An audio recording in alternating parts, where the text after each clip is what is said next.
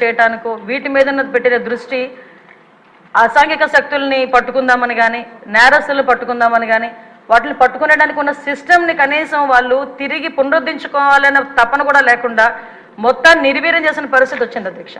దాని పర్యవేక్షణలో భాగంగానే ఈ 5 సంవత్సరాల్లోని కూడా ఇంచుమించుగా మనం ఒకసారి కంపేర్ చేసుకుంటే బిఫోర్ 2014 మనకి టోటల్ కేసెస్ ఈ బ్లేడ్ బ్యాచ్కి సంబంధించి ఈస్ట్ గోదావరిలోనే ఒక ఈస్ట్ గోదావరిలో చూసుకుంటే 133 ఉంటే 2014-19 అదేవిధంగా కంపారిజన్ 2014-19కి ఒక 400 ఉన్నాయి అధ్యక్ష.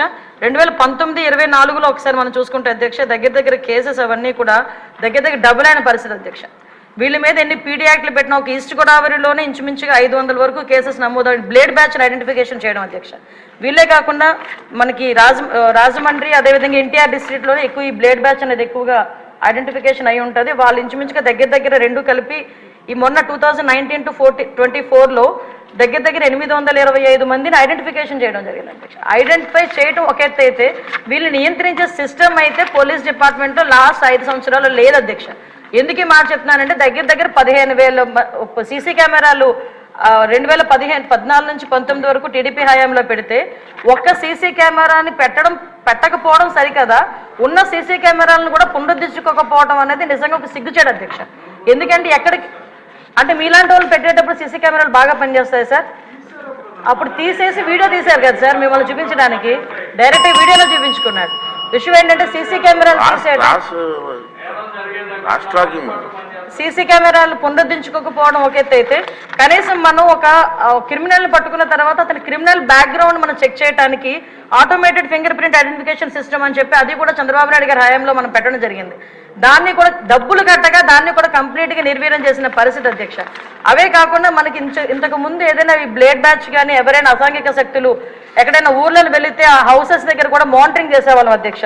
ఇంచుమించుగా వాటికి సంబంధించి LHMS అని చెప్పి దాని ద్వారా కూడా లాక్డ్ హౌసెస్ ఏదైతే ఉందో అక్కడ కూడా మానిటరింగ్ ఏర్పాటు చేసి అక్కడ సీసీ క్యామ్స్ ఏర్పాటు చేసుకుని వాళ్ళు వచ్చేటంత వరకు భద్రత కల్పించడం అంటే మామూలు మైన్యూర్ లెవెల్ వరకు కూడా పోలీసింగ్ వెళ్ళి వాళ్ళు భద్రత కల్పించే పరిస్థితులు లాస్ట్ గవర్నమెంట్లో ఉండేది.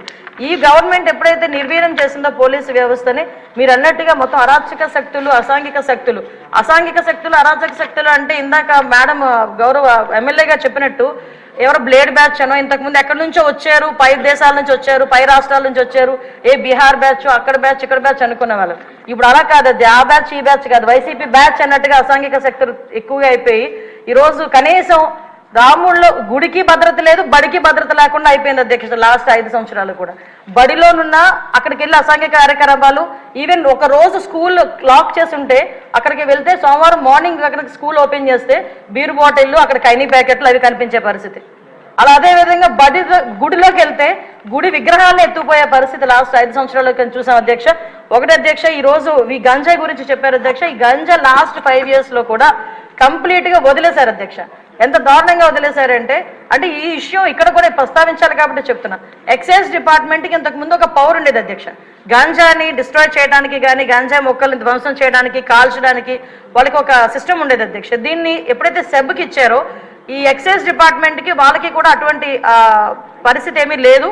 ఈ సెబ్ కూడా ఓవరాల్గా ఒక గంజా మీదే కాకుండా ఓవరాల్ మనకి మైన్స్ మీద శాండ్ మీద లిక్కర్ మీద వీళ్ళు ప్రత్యేకమైన దృష్టి పెట్టడం గంజాయిని పక్కన పెట్టడం జరిగింది అధ్యక్ష. దాని పర్యవేక్షణలో భాగంగా గంజాయి అన్నది ఎవరో ఎక్కడో ఈ యూనివర్సిటీ పిల్లలు పెద్ద పిల్లలు తాలూకా పిల్లలు చేస్తారనుకున్నది కాస్త స్కూల్ లెవెల్లో ఈరోజు స్కూల్ బ్యాగ్లో కూడా వెళ్ళిపోయింది అధ్యక్ష గంజాయి ప్యాకెట్.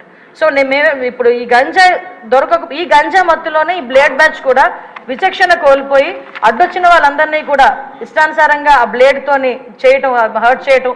అందులో భాగంగా ఇందాక గౌరవ సభ్యులు చెప్పినట్టుగా మన ఎలక్షన్ క్యాన్వాసింగ్లో భాగంగా పవన్ కళ్యాణ్ గారు వెళ్ళేటప్పుడు పవన్ కళ్యాణ్ గారి మీద కూడా దాడి చేయటం బ్లేడ్ బ్యాచ్ అంటే వాళ్ళకు ఒక విచక్షణ కోల్పోయి ఇలాంటి వాళ్ళని హైయర్ చేసుకుంటారు అధ్యక్ష కొన్ని రాజకీయ పార్టీలు.